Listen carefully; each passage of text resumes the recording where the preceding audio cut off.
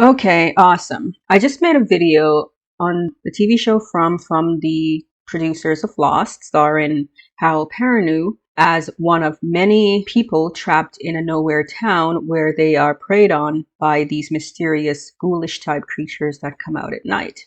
So there are a few unanswered questions that I really wanted to get into about the show, questions that most people have been asking, and rightly so. So, in no particular order, I'm going to answer most of these questions and give you my theory as to what I think is personally going on. Granted that this is all speculation, this is all theory, I could be wrong, blah, blah, blah. Keep in mind, this is my theory. And since Raised by Wolves is no longer being produced, I need something else to rant about. So here goes. From, what is going on? So the general premise of From is that a group of random people who do not know each other are randomly drawn into a mysterious nowhere town. And this town is, well, dilapidated. It looks like literally everything has been picked up and dropped there, including the people. And when the sun goes down, mysterious ghoulish type creatures come out of the woods and feast on anyone caught in the darkness. These people don't know where they are and they are desperate to get out. So, what is happening? What is my theory? Here goes. First off, what are the creatures? I've seen many people, including YouTubers, suggest that these creatures are vampires and call them vampires, and that is not a bad guess, especially in light of what a vampire is, someone who feasts and sucks off the blood or the soul of other people. But I don't think it is quite right. I think the YouTuber who has the best theory as to what I think these creatures are is the YouTuber Altuori. My theory is that these creatures are Slua. The Slua are creatures of Celtic folklore. The word Slua literally means host or army or crowd, assembly. Full name is Slua na Marbh, literally host of the dead, as they were considered to host the so-called unforgiven dead in Irish and Scotic folklore. So the Flua are basically fairies. They're dark fairies who supposedly were composed of the souls of the dead flying through the air. Often the Slua are said to take crescent form, similar to a flight of gray birds. In this case, if in the show, when people are dragged through whatever portal dimension, they see a fallen tree and they see a murder of crows swarming about, that they're often described as huddling and hiding in forgotten and dark spaces. They lay in wait for nightfall. Once the sun has left the sky, they strike out in what to the untrained or unsuspecting eye appears to be a vast and ominous flock of large ravens or other birds. Again, completely in line with what we see. I mean, in the nighttime, they come out in human form. It is said that the Slur are able to approach and pick up any person from any direction and transport them far away through the air from one island to another. This explains a lot about the people and how they got into town. All the people in the town came there from somewhere else. They were from Texas, from Michigan, from Florida, from Ohio, and they were all driving when they all saw the same tree and the same birds, and before they knew it, they were trapped in the town. Some people do believe that more than just the spirit of the dead, they are also fallen angels. It is not completely clear what these creatures want, but I do believe that just based on what they do and how they feed on the dead, that they may be seeking some form of humanity. This is in line with many Fae. The Fae are often described as desiring to be more human. So, how the Slua are summoned. It is believed that you can summon a Slua inadvertently by one of two means. You can call the Slua through the silent hopelessness of one's heart. So, all of us have felt that crushing weight of sadness and loss at one time. And it's believed this is what the Slua is attracted to. They are attracted to sadness, they're attracted to misery, they're attracted to unhappiness. So, if they sense that anywhere, they will use that to draw you in. This, of course, makes a lot of sense and brings me to the second theory as to what draws these people in. It is not clear what any of these people have in common. They seem to be drawn mostly to people who are miserable, unhappy. So I suspect that what these people have in common is, and we know they were all dealing with different things. For example, Kenny, the deputy sheriff, his father was diagnosed with dementia. or Alzheimer's more specifically, and he and his mother had just picked him up after he had wandered away from home. We know that the Matthews family, they were traveling on one last road trip before the parents were to divorce after their marriage fell apart, regarding what happened to their youngest child dying while both of them were not paying attention. In the case of obviously Boyd and his wife and son, we know the mother had been suffering from PTSD. So even though they appeared happier, the mother was not in a good place mentally. We know that Sarah, cray cray girl, she was clearly suffering from some sort of mental decline when she and her brother were driving, and that's how they ended up there. It's not clear with the others, but I'm guessing it's similar type of situations with all of them where they're suffering from some sort of anguish, mental decline, or some emotionally drained state. So one of the interesting things about the Suva, and I'm going to read this, is that, so in the book called The Fairy Faith in Celtic Countries, it has many stories about the Dark Fae, aka the Slua. So among the story was an account from Barra in Scotland. A child was taken by the Slua, and only after the soul of the child had been extracted, the lifeless body was dropped from a great height and found outside at the back of the house the next morning. Whence also gathered, this is the author, reports of Slua sightings, all eerily similar, a vast and swarming churning cloud of large black birds. Sound familiar? Apparently, in towns that the birds flew over, there was a spike in the incidence of death among the populations. Coincidence? Probably not. Anyway, but in terms of what drew these people to the town, I think it's their own misery. Which brings me to the town. The town, I believe, was dropped there from somewhere else. As you notice, it's not a proper town. It has a handful of dilapidated buildings. It has some street signs that point to nowhere, but it has little random things here and there. And what we know about the town is this, and this is based on Victor's story. We know that Victor is the person who's been in the town longest. I have reasons to believe that Victor was born in the town, but that the town's location is not where it was originally. And I was thinking about this and moving more in line with The Wizard of Oz. In The Wizard of Oz, there's a tornado, and Dorothy and her house were spun away into Oz. The house obviously fell on the Wicked Witch and killed her, and Dorothy became public enemy number one for the witch's sister.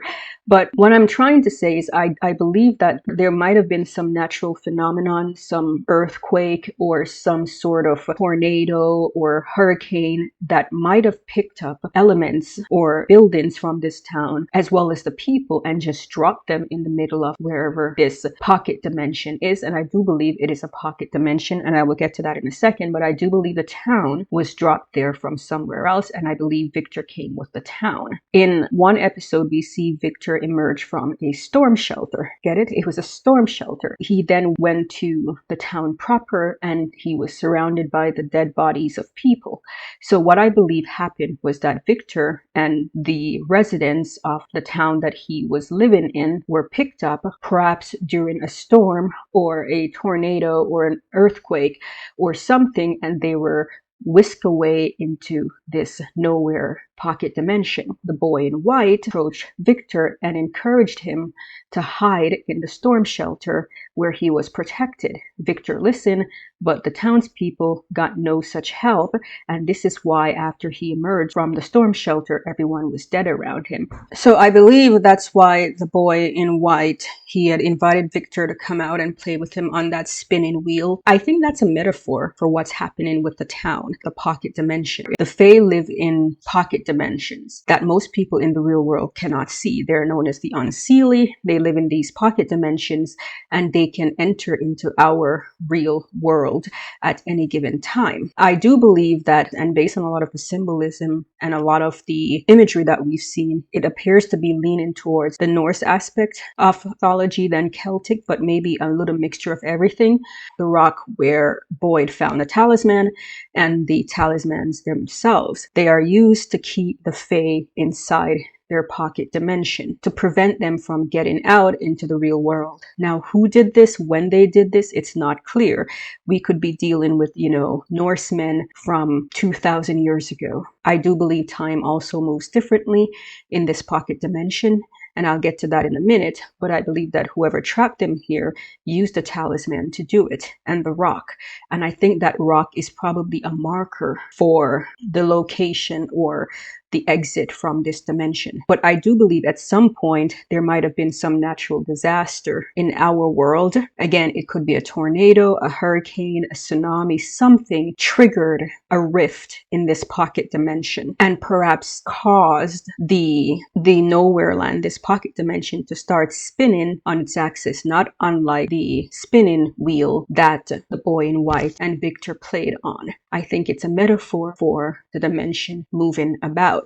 We know it moves because Victor told Ethan that he was measuring the trees to see if they moved by, I think, 6 inches. So that tells me that wherever they are, it moves around. And I believe this explains, for example, why different people came from different locations, because the dimension is moving around.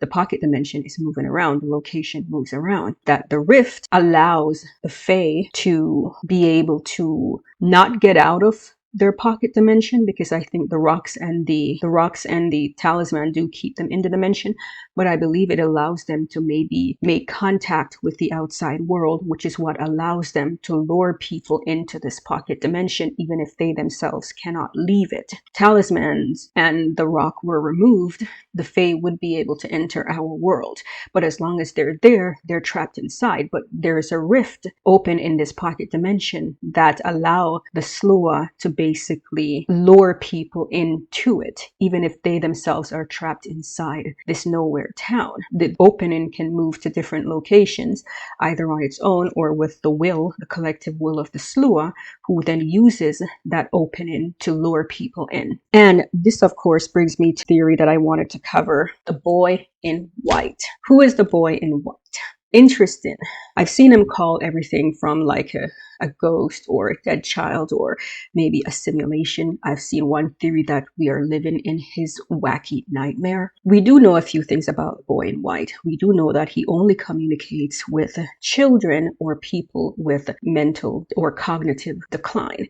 So he initially communicated with Victor when Victor was a child, but not anymore. He communicates with Ethan now, who is a child. We also know that he's telepathic, so he doesn't actually use his mouth to speak. He instead uses his mind. We know also that he's a physical material entity because we saw him get wet in the rain. So these are what we know about him. One theory is that he is the one creating this simulation, that maybe out somewhere in the outside world, he's hooked up to wires in some sort of lab and he's projecting himself there. I don't believe it's a projection because that's not how projections work.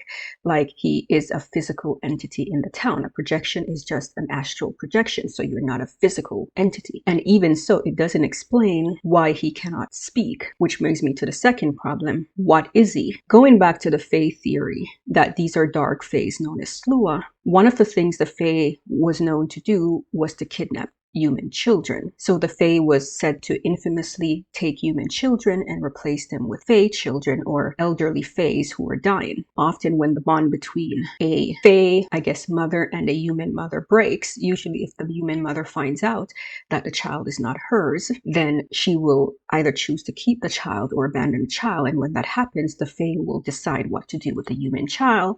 More times than not, they may keep them or they may abandon them in the woods. I believe that this child in white, who was kidnapped by the Fae and brought in and then abandoned in the woods, which is why he stalks the woods. Now, in terms of why he cannot speak, this is tricky because often one of the ways to find out if your child is a changeling is to try to entice them into speaking, because Fae children don't speak, at least according to some folklore. Like, a changeling Fae child doesn't speak. So this might explain why he doesn't speak. Obviously, it's usually the Fae child that doesn't speak, not the human child. But in a curious situation, I wonder if he could be a full Fae child who was abandoned in the woods, or maybe he was raised by humans and then he was sent back to this Fae dimension, but he was ultimately abandoned by the Faes because he was too human-like, which does happen in Fae folklore. Although we know the Slua here do speak. According to Boyd, before the talisman, they used to screech, and then the talisman came and they started speaking, so we know they're capable of that. But why doesn't the little boy speak? So this brings me to my indigo children. I know, I can't believe I'm doing this, but Indigo indigo children is relatively new since the idea emerged in the 1970s. You may not even know that you are of indigo origin, or that you are the first in your line of being an indigo child. However, we know that throughout our history, many people lived as indigo children, fulfilling their mission to push humanity towards spiritual awakening. Despite the term children, an indigo child could be anyone of any age who unconsciously or subconsciously knows that they exist for a higher purpose. Indigo children are born with a mission of helping humanity achieve spiritual awakening. Indigo children have a very different perception of the world, also gifted with spiritual abilities and supernatural gifts. They can easily communicate with spirit guides or enter the spirit realm to commune with the higher beings. Indigo children. So indigo children was a pseudoscientific theory about a new stage of evolution in children born in the 1960s. The idea was that these indigo children were the next stage of human evolution. They were said to be highly empathetic and even had special abilities like telepathy. So they could communicate with their mind, and they were highly empathetic, and they were kind of spiritual and in their own little world. The general consensus on indigo children is that it's pseudoscience. It's never been proven. However, it's believed that the indigo child is just a new age version of the changeling child. The general scholarly opinion on the changeling is that it was a way for humans to deal with children who were autistic or children who had cognitive and other neurological problems. So many children on the autism spectrum don't speak, or they have developmental delays in terms of speech and other such comprehension. Like they don't understand a lot of things, so they kind of exist in their own world. And it's believed that this is how older generations of people dealt with children who were born with these problems, that they basically believed that they were not their children, that they were switched out by Fae. If they could get them to speak, that would reveal the truth. So the indigo children theory is viewed as a kind of updated version of the changeling child theory. So I'm wondering if this child in white is one of these indigo changeling children. He may be from a similar pocket dimension and just, ended up in this one for whatever reason. Maybe because his is lost, or maybe he's coming from his pocket dimension into this one to help them. His telepathy could be the result of his autism, and maybe being raised in a non-human dimension allow him to develop his speaking abilities through telepathy. This might be, I think, one of the craziest theories, but I think I'm going to stick with it. I think he really is a changeling or an indigo child. It could also very well be that he's, strapped up on wires in a lab somewhere, telepathically communicating in this dimension, and that's why he doesn't speak. But again, the evidence suggests he's physically in this dimension. He's not just a projection.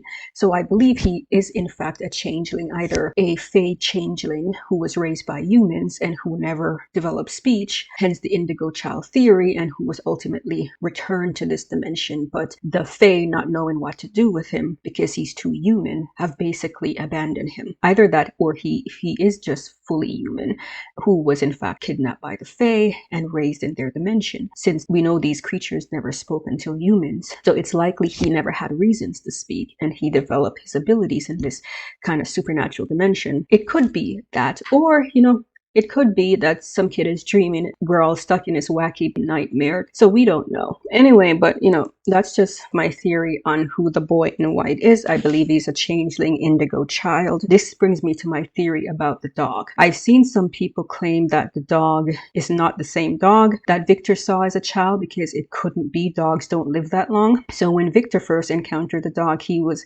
1978, which would be 45 years ago, roughly. So there's no way that could could be the same dog, but I believe it is the same dog because time moves differently in this pocket dimension.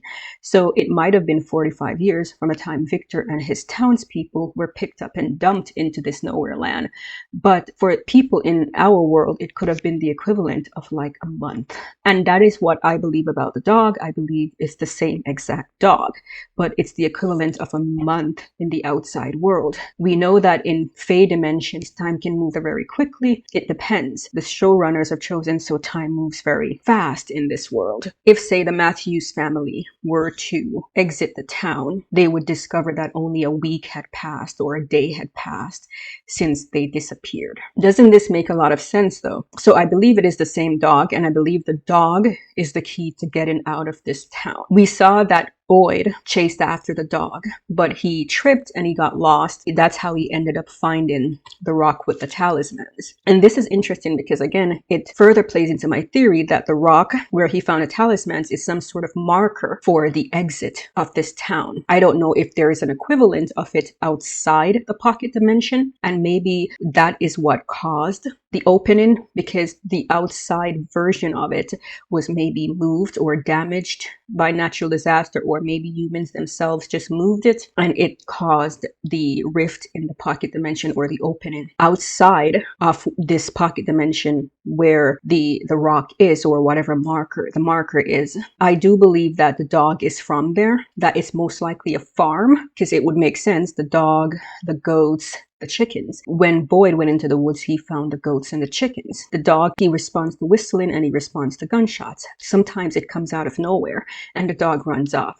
I suspect this is the dog's owner searching for the dog, like, where are you, boy? Where are you, boy? So he fires the gun or he whistles and the dog runs back in. I suspect it's likely the chickens and the goats that they found belong to this farmer, whoever this farmer is. And the dog is used to herd these animals. But at some point, some of the animals, likely chased by the dog, ended up wandering into this pocket dimension. That happens all the time, actually. Farm animals wander away and they end up in different locations. Dogs are curious like that. They tend to bark at things that are unnatural. So you will see the dog just randomly in a horror movie barking at something that the audience can't see. And you're like, what is the dog barking at?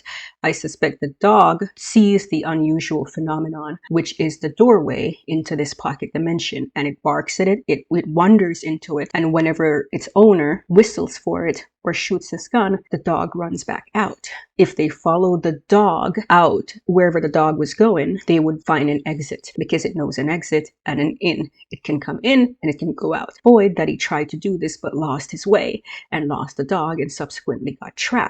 So I've covered most of these theories, what these creatures are. I believe they're Slua. Why don't they attack animals? I believe because animals don't have these human emotions, and that's what attracts them. It's the human emotion specifically what draws people in. It's people who are unhappy, who are miserable, who have mental or cognitive decline. It's people basically dealing with depressing feelings, emotions. And what is the town? I believe Victor was born in the town, but the town is not in its original location. Like Dorothy in The Wizard of Oz, Victor in his town and his townspeople were lifted up and dropped here. At least some portion of the town was lifted up and dropped in this nowhere land. Victor survived because the boy in white encouraged him to hide in the storm shelter, and when he came out, everyone else was dead. I believe the talismans and the rock where they were found are markers and were placed there by likely ancient Norse people or Celtic people to keep the Slua in their pocket dimension so they cannot go out into the real world. But whatever that natural disaster was, a tornado or hurricane that dropped Victor and his people in the town, it likely opened up the rift in this pocket dimension that is able to pull the town in, pull people in. So even though the talisman are still in the pocket dimension, they keep the Slua in, but the Slua with that opening can use it to lure miserable people into the town. The town, wherever it is, this pocket dimension is shifting, it's moving. Anyway, so that's my theory about From. Let me know what your thoughts are, what you think about the Slua theory, the theory that the dog is the way out, and the theory about Victor being born in the town that was picked up and dropped in this middle of nowhere. In the meantime, subscribe, folks.